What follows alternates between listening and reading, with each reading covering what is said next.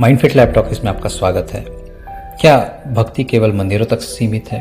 क्या संत केवल तपस्वी होते हैं? नहीं। आज हम जानेंगे कैसे संत की कहानी जिन्होंने भक्ति, शक्ति और राष्ट्र सेवा को एक साथ साधा।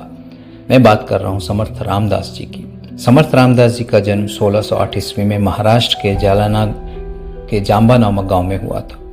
उनका असली नाम नारायण था और वे बचपन से ही राम भक्त थे और वे हमेशा राम भक्ति में लीन रहते थे। 12 वर्ष की उम्र में जब उनकी विवाह की तैयारी हुई तो एक रोचक घटना घटी। उन्हें विवाह मंडप में जब खड़ा किया गया तो वे वहाँ से जय जय रघुवीर समर्था कह के उद्घोष करते हुए वहाँ से भाग निकले और वो वहाँ से निकल कर उन्होंने गोदावरी नदी के तट पर बहुत साल कठोर तप की। उनका दिनचर्या इतना अद्भुत था। वे सवेरे जल्दी उठते, सूर्य नमस्कार करते और नाभि पर्यंत पानी में खड़े होकर भगवान राम के ध्यान करते। ऐसा करते करते उनके देह का निचला हिस्सा बिल्कुल सफ़ेद पड़ गया। मछली उनके देह खाने लगी, परंतु वे अपने निष्ठा में अटूट रहे और उन्हें एक दिन भगवान राम के दर्शन हुए। जब भगवान राम ने उनसे कुछ मांगने को कहा तो समर्थ रामदास जी ने प्रभु से कोई वरदान नहीं मांगा, बल्कि बोले, हे प्रभु, मुझे केवल इतना आशीर्वाद दे कि मैं समाज और राष्ट्र की सेवा कर सकूं और सबको राम भक्ति और हनुमान जी की शक्ति का महत्व समझा सकूं। रामदास जी ने पूरे भारत की यात्रा की और 13 करोड़ बार राम का नाम जप किया। उन्होंने इस साधना के माध्यम से सिद्ध किया कि राम नाम ही सबसे बड़ी शक्ति है। 13 करोड़ जप करने के बाद प्रभु राम ने उन्हें फिर दर्शन दिए और इस बार उनसे कुछ मांगने को कहा। तब समर्थ रामदास जी बोले कि आने वाला कलयुग बहुत ही कठोर होगा और सन्यासी बहुत कम होंगे।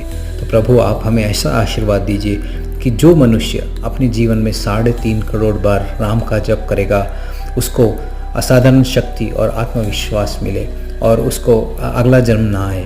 तो इस पर समर्थ रामदास को राम जी ने आशीर्वाद दिया और अंतर्ध्यान। रामदास जी केवल संत ही नहीं बल्कि एक राष्ट्र गुरु भी थे। उन्होंने शिवाजी महाराज को धर्म, नीति और कर्तव्य की शिक्षा दी।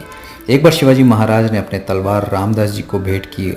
उन्होंने उसे हाथ में लिया और फिर लौटाते हुए बोले, यह तलवार मेरी नहीं है, तुम्हारे हाथों में ज़्यादा उपयोगी होगी। इससे तुम धर्म और सत्य की रक्षा करो। यह सुनकर शिवाजी महाराज ने प्रण लिया कि वे स्वराज की स्थापना करेंगे। समर्थ रामदास जी ने समाज को आत्मनिर्भर और शक्तिशाली बनाने के लिए 1100 से अधिक हनुमान मंदिरों की स्थापना की। उनका उद्देश्य था कि लोगों में शक्ति और पराक्रम का संचार हो।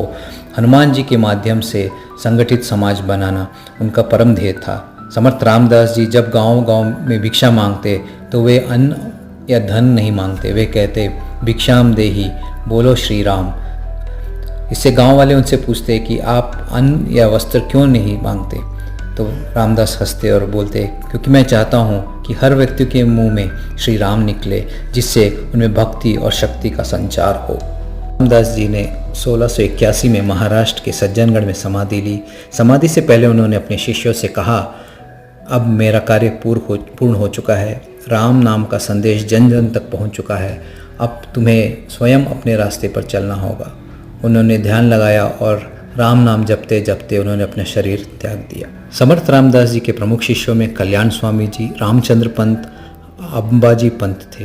उनकी शिक्षाएं आज भी हमें भक्ति और राष्ट्र सेवा को संतुलन बनाने की प्रेरणा देती है।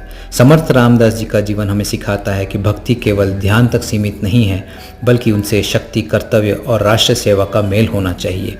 आशा करते हैं आपको यह हमारा वीडियो पसंद आया होगा।